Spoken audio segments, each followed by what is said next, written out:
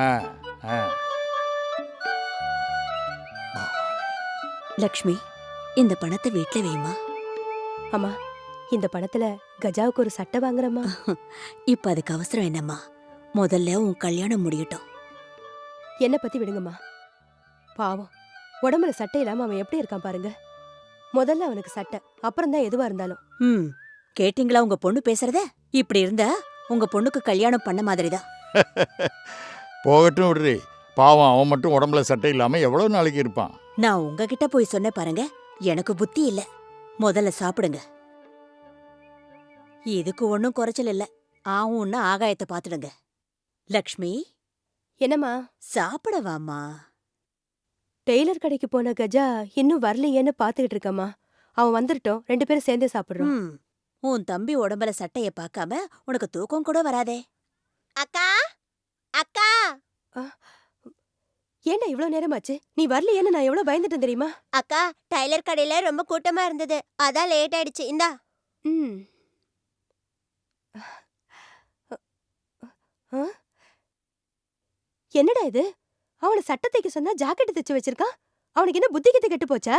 அவன் தைக்கலக்கா, நான் தான் தைக்க சொன்னேன். நீ தைக்க சொன்னியா? ஆமாக்கா.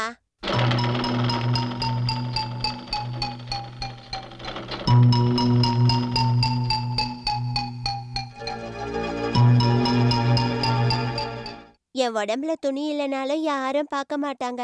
ஆனா உன் ஜாக்கெட் கிழிஞ்சிருந்தா எல்லாரும் பாக்குறாங்கக்கா.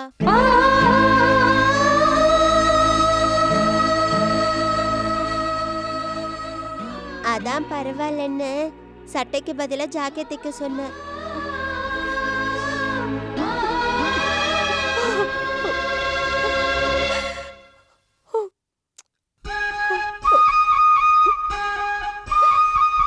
சாவித்திரி, டைம் ஆயிடுச்சு. பொண்ணு அனுப்ப வேண்டாமா? என்ன இதெல்லாம்? லக்ஷ்மிக்கு கொடுத்து அனுப்புறதுக்கு. பைத்தியம், அவங்க இருக்கப்பட்டவங்க இதெல்லாம் எடுத்துட்டு போவாங்களா? அவங்க என்னதான் பணக்காரங்க ஆனாலும் நம்ம பொண்ணுக்கு செய்ய வேண்டியதை செய்யணும் இல்லையா? பிறந்த வீட்டுல இருந்து அவளை வெறுங்கையோட அனுப்புறதுக்கு என் மனசு ஒத்துக்கலங்க. போகட்டும் விடு. உன் பொண்ணையே கேளு, அவளுக்கு என்ன வேணுமோ வாங்கிட்டு வரேன். லக்ஷ்மி, அம்மா, நான் என்ன கேட்டாலும் தருவியா? என்னம்மா அப்படி கேக்குற? உன்னை விட எங்களுக்கு எது வசதி? நீ புகுந்த வீட்டுக்கு சிரிச்ச முகத்தோட போகணுங்கிறது தான் எங்களோட ஆசை.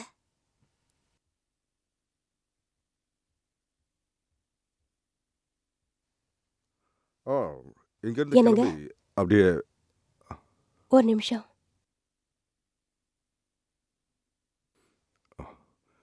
என்ன லட்சுமி? நீங்க தப்பா எடுத்துக்க மாட்டீங்கன்னா உங்களை ஒண்ணு கேட்கட்டுமா? கேளு.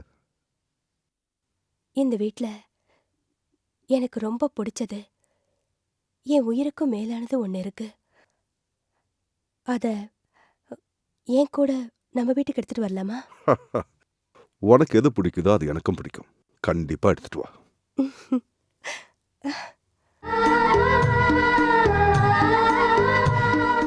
வா.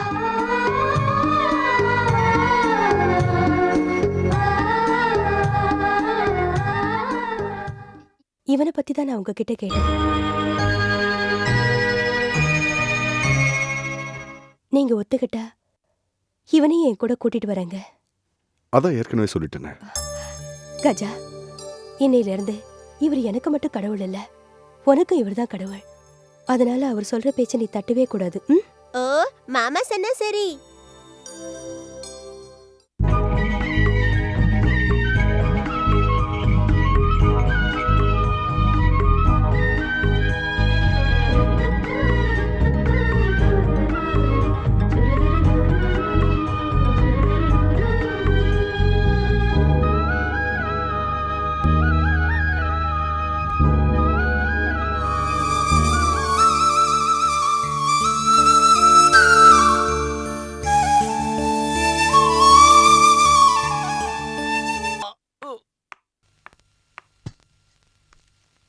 கஜா, கஜா. என்ன மாமா?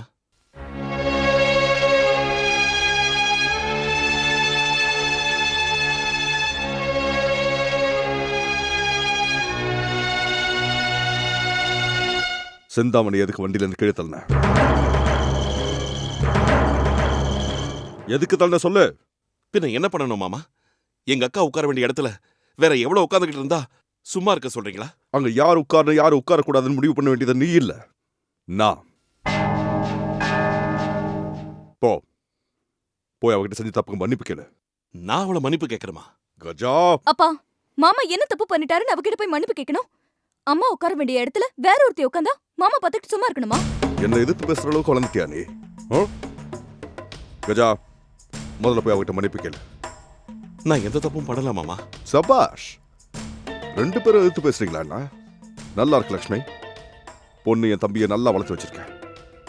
சின்னவங்க பெரியவன் மரியாதை இல்ல. இந்த வீட்டுல எனக்கு மதிப்பு இல்லாம போயிடுச்சு.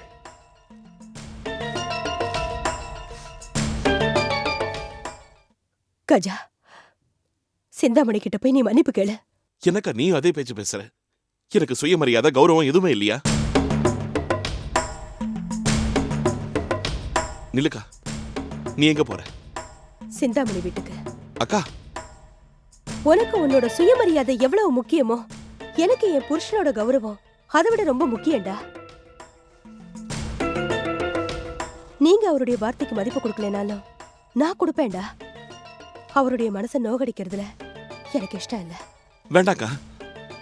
உன்னோட மனசும் மாமா மனசும் வேதனைப்படும்னா நான் என் சுயமரியாதையும் கௌரவத்தையும் விட்டு கொடுத்துடுறேன். நானே அவகிட்ட மன்னிப்பு கேட்கிறேன்.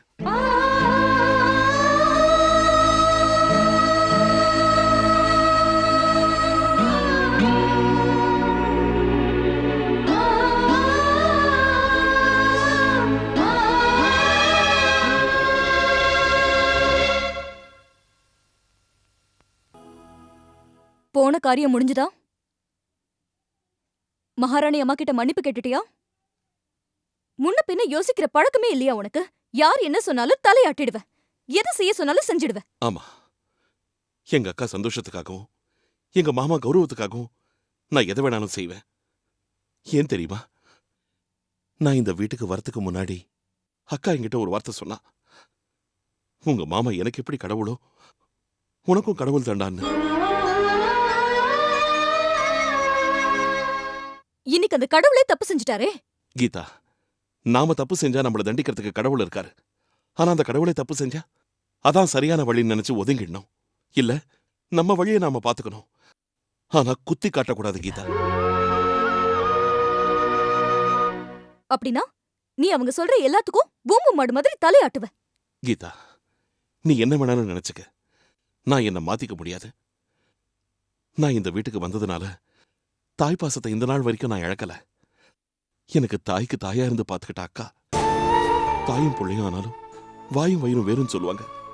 ஆனா அதை எங்க அக்கா பொய்யை நிரூபிச்சிட்ட. ஆமா, எனக்கு அவங்க அக்கா மட்டும் இல்ல, எனக்கு தாயும் கூட. உங்க அக்கா உனக்கு தாய் தான் ஒத்துக்கிற. அவங்க பேச்சு கேட்கறதுல நியாயம் இருக்கு. ஆனா தப்பா நடந்துக்கிறவங்க மாமா பேச்சு கேட்கறது தப்பு இல்லையா? அதெல்லாம் எனக்கு தெரியாது கீதா. எனக்கு எங்க அக்கா தான் உலகம். எங்க அக்காக்கு மாமா கடவுள். எங்க அக்கா சந்தோஷமா இருக்கிறதுக்காக என் உயிரை வேணாலும் கொடுக்க தயாரா இருக்கேன்.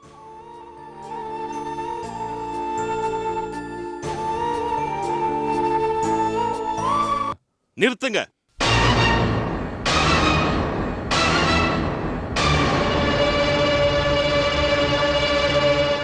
கடவுளுக்கு சாத்துறதுக்காக துணியை கொடுக்கிற அருகதை அக்காவுக்கு மட்டும்தான் இருக்கு, இவளுக்கு இல்ல.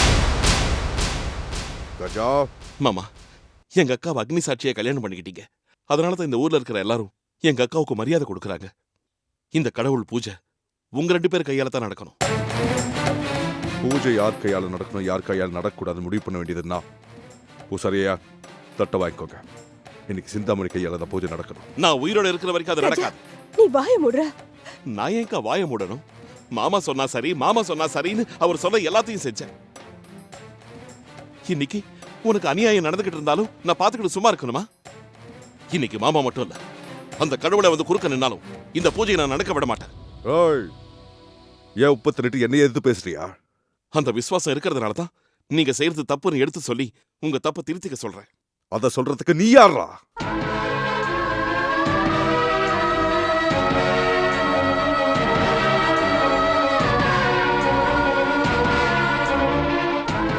வெட்ரா, தட்ட பூசாரிட்ட கொடு. யார் குறுக்க வராங்கன்னு நான் பார்க்கறேன். பூசாரியா, வாங்கிக்கோங்க, வாங்கிக்கோங்க. ஒரு அடி எடுத்து வச்ச வெட்டி போட்டுடு. அவ்வளவு தைரியம் வந்துச்சு உனக்கு? வெட்ரா, வெட்ரா, வெட்டு. தைரியம் தான், வெட்ரா. வெட்டு, வெட்டுங்கிறல. நட்டமையா, நாங்களும் அப்போல இருந்து பாத்துக்கிட்டு தான் இருக்கோம். என்னங்க இது கோயில தேவையில்லாத வம்பு சண்டை? ரோய், இது உங்களுக்கு சம்மந்தம் இல்லாத விஷயம். யாரும் தலையிடாதீங்க. இங்க பாருங்க, இந்த ஊருக்கு நீங்க நாட்டாமங்கிறதுனால இந்த புனிதமான இடத்துல நீங்க என்ன செஞ்சாலும் அதை நாங்க பாத்துட்டு சும்மா இருக்கணுங்கிறீங்களா? இவளை எனக்கு பிடிச்சிருக்கு. இவளை கூட்டிட்டு வர்றது ஏன் இஷ்டம். உங்க விருப்பு வெறுப்பு எல்லாத்தையும் உங்க வீட்டுல வச்சுக்கோங்க. பக்கத்து வீடுதானே எரியுதுன்னு சும்மா இருந்தா அது இந்த ஊரை எரிச்சு சாம்பல் ஆக்கிடும். என்னையா பாத்துக்கிட்டு சும்மா இருக்கீங்க?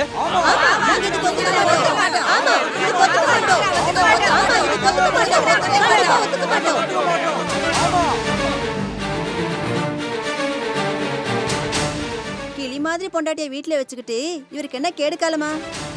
கல்யாண வயசுல பொண்ணு இருக்க வெக்கமே இல்ல. சூடு சொர்ணியே இல்ல. எல்லாத்தையும் கேட்டுக்கிட்டு இன்னும் எப்படி நிக்கிறாரோ பாரு.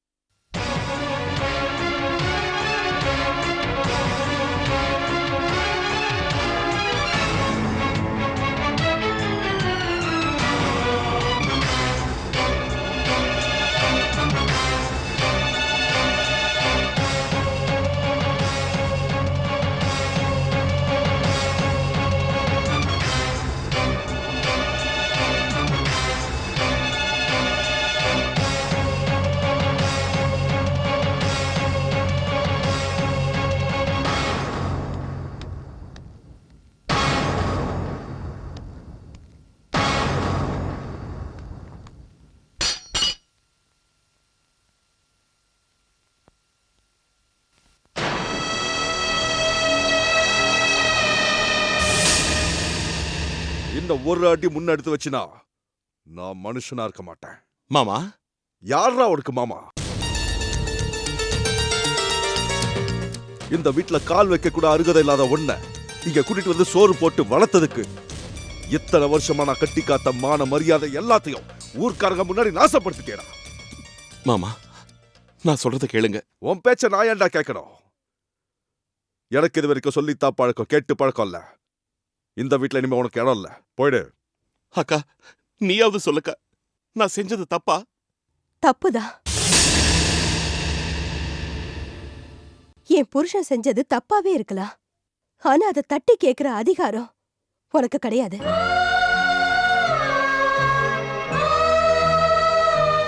கீதா, நீயாவது. எங்க அப்பா சொன்னது உனக்கு உரைக்கலையா? நீ செஞ்ச நல்ல காரியத்துக்கு உன்னை தலையில தூக்கி வச்சுட்டு கொண்டாடணுங்கிறியா? என்ன பேசுற கீதா?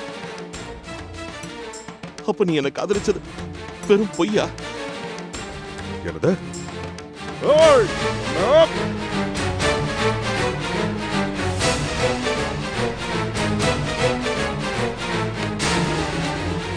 என் பொண்ணையே காதலிக்கிற அளவுக்கு உனக்கு தைரியம் வந்துச்சடா? ஏய், ஒண்ணு நான் உன்னை காதலிக்கிறேன்னு எப்ப சொன்னேன்? ஏதோ தாய் மாமன்னு கொஞ்சம் நெருங்கி பழகுனா அத காதல்ல தப்பா புரிஞ்சுக்கிறதா? உண்மையை சொல்லு. என்ன கல்யாணம் பண்ணிக்க உனக்கு என்ன அருகதை இருக்கு?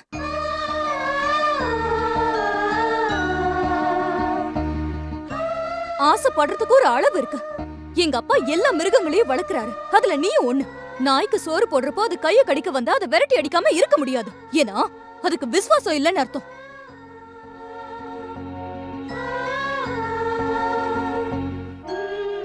அப்பா, இன்னும் என்ன இவர்கிட்ட பேச்சு? இத்தனை வருஷமா இவர் செஞ்ச கூலிக்கு 5 10 தூக்கி எறிஞ்சு விரட்டி அடிங்க.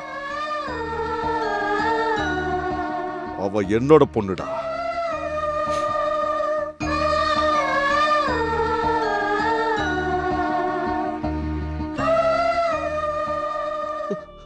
அக்கா, என்னக்கா இதெல்லாம்? ஓ, முன்னாடியே மாமாவும் கீதாவும் என்ன பேச்சு பேசுறாங்க?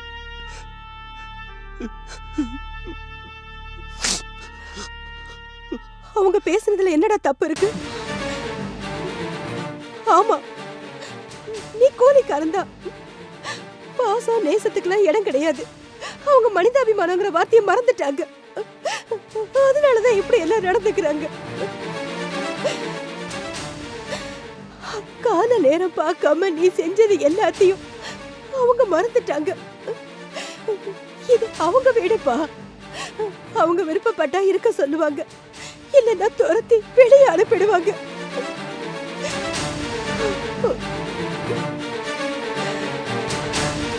நான் பேசுனது எல்லாத்தையும் கேட்டோம். இன்னும் ஏண்டா இங்கேயே நிக்கிற? போடா, போயேண்டா. இனி ஒரு நிமிஷம் கூட நீ என் கண்ணு முன்னாடி நிக்க கூடாது. இந்த வீட்டுல இருக்கவும் கூடாது. போடா, போடா.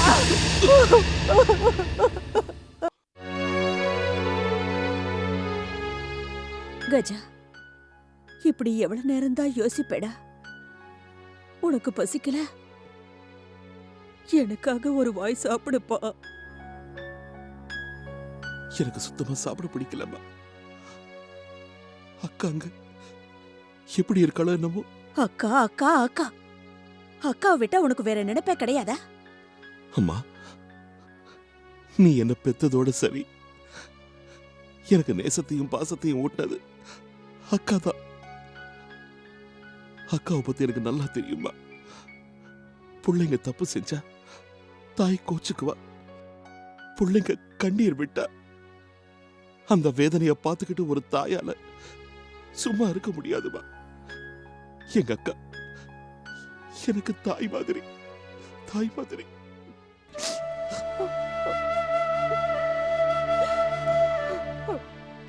அதெல்லாம் எனக்கு தெரியாது.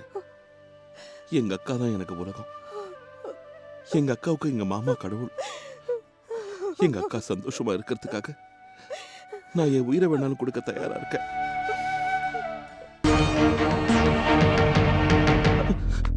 மாமா, மாமா, வேண்டாம் மாமா, உங்களை கெஞ்சி கேட்டுக்கிறேன். தயவு செஞ்சு எங்க அக்காவுக்கு துரோகம் பண்ணிடாதீங்க மாமா. உங்களுக்கு என் மேல கோபம் இருந்தா என்ன அடிங்க, என்ன வேணாலும் பண்ணுங்க. உங்க கோபம் தெரியலன்னா என்ன கொண்டு போட்டுடுங்க. ஆனா எங்க அக்காவுக்கு மட்டும் அநியாயம் பண்ணிடாதீங்க மாமா. இந்த விஷயம் அக்காவுக்கு தெரிஞ்சா அவங்களால தாங்கிக்க முடியாது மாமா. செத்து போயிடுவாங்க மாமா. உங்க காலை பிடிச்சு கெஞ்சி கேட்டுக்கிறேன் மாமா. மாமா வேண்டாம் மாமா. மாமா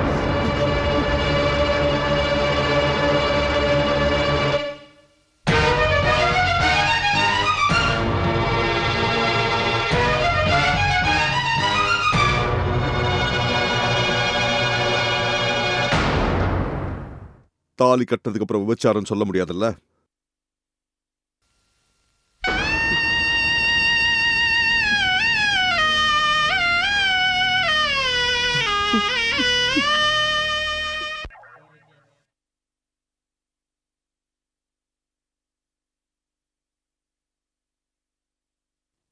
வெளியே வாயா பெரிய மனுஷா.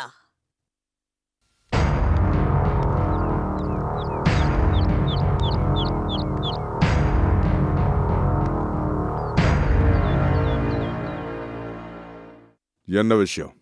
பொண்டாட்டி ஒருத்தி வீட்ல இருக்கும்போது பணத்துக்காக உடம்பு விக்கிறவ கழுத்துல திருட்டுத்தனமா தாலிய கட்டினியே. என் பொண்ணுக்கு ஏன் அநியாயம் பண்ணே சொல்லு. நான் யாருக்கும் திருட்டுத்தனமா தாலி கட்டல. உங்க பையன் கண்ணு முன்னாடி தான் தாலி கட்டினேன். ஏன் சொல்லலையா?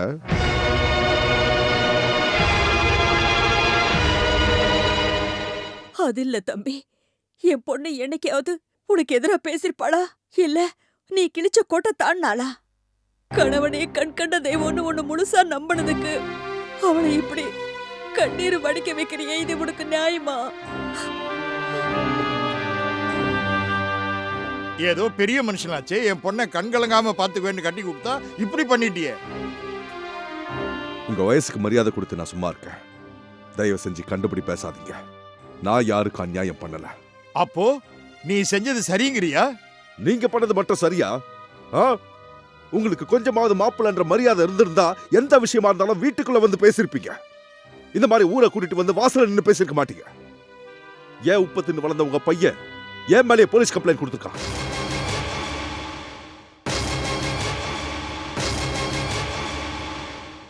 எந்த பொண்ணை நீங்க எல்லாம் பணத்துக்காக உடம்ப விக்கிறாள்னு சொன்னீங்களோ அவதான் என் மரியாதையை காப்பாத்த அந்த இன்ஸ்பெக்டர் கால்ல விழுந்து கெஞ்சினா. ஆனா ஏன் எச்சசோட சாப்பிட்ட உங்க பையன் போலீஸ கூட்டிட்டு வந்து என் மானத்தை வாங்கிட்டான். நான் அவ கழுத்துல தாலி கட்ட காரணம் உங்க பையன். இனி உங்களுக்கும் எனக்கும் எந்த சம்பந்தமும் இல்ல.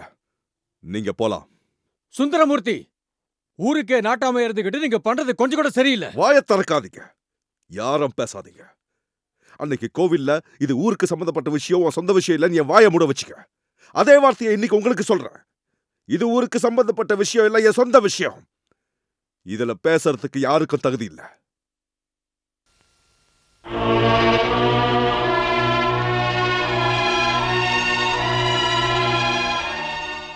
மாமா, நான் சொல்றத கேளுங்க. கேட்கறதுக்கோ சொல்றதுக்கோ எதுவுமே பாக்கி இல்ல. எப்ப நீ போலீஸோட வந்தியோ அப்பவே உன் மாமன் செத்து போயிட்டான். உன் அக்கா எப்போ விதவை ஆயிட்டா.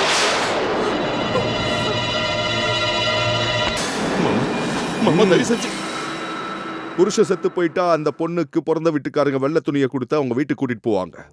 இந்த துணியா அந்த துணியா நினைச்சு உங்க அக்காவை கூட்டிட்டு போ. மாமா, கடவுளே, என்ன மன்னிச்சிடுங்க மாமா. நான் செஞ்சதெல்லாம் தப்புதான். அதுக்கு எனக்கு என்ன வேணாலும் தண்டனை கொடுங்க, நான் அதை அனுபவிக்கிறேன். இங்க பாருங்க, இந்த ஜென்மத்துல உங்க வீட்டு வாசப்படியை மிதிக்க மாட்டேன். ஆனா தயவு செஞ்சு எங்க அக்காவுக்கு இவ்வளவு பெரிய தண்டனையை கொடுத்துடாதீங்க மாமா. லக்ஷ்மி, உனக்கு என்ன விட இவங்க முக்கியம்னா இப்பவே இந்த வீட்டை விட்டு போயிடு. இல்ல ஏன் பொண்டாட்டியா இந்த வீட்டுல இருக்கணும்னா இவங்க கொடுக்கிற துணியை வாங்கிட்டு இவங்க உறவை அறுத்துக்கிட்டு வா.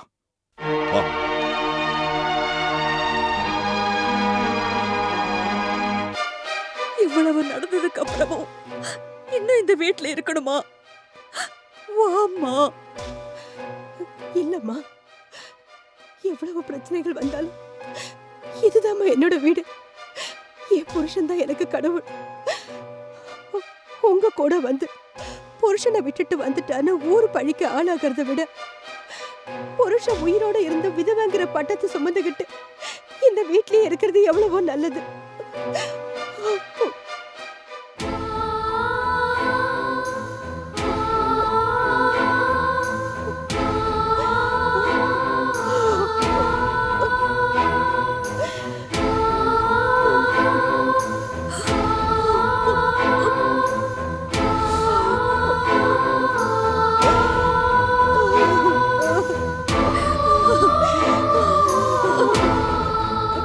கடவுளே, கடவுளே, என் பொண்ணுக்கு ஏயா இவ்வளவு பெரிய தண்டனையை கொடுத்த?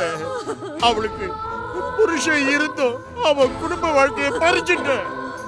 கூட பிறந்த உறவை அறுத்துட்ட.